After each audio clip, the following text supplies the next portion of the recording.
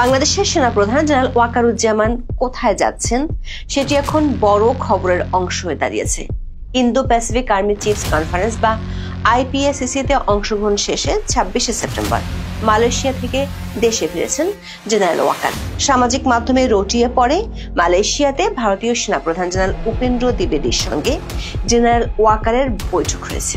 অথচ ভারতীয় সেনাপ্রধান IPACC এর বৈঠকে অংশ নিতে মালয়েশিয়ায় যাননি। তিনি IPACC এর সম্মেলনের সময় ভারতীয় ছিলেন।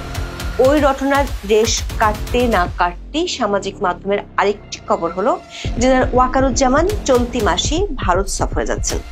অনেকে বলছেন তিনি আন্তর্জাতিক একটি গুরুত্বপূর্ণ সম্মেলনে যোগ দিতে দিল্লি যাবেন।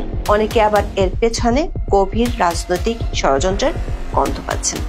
বিশেষ করে দিল্লিতে যেহেতু সাবেক প্রধানমন্ত্রী শেখ হাসিনা অবস্থান করছেন, তাই অনেকে দুয়ে চার মেলাচ্ছেন।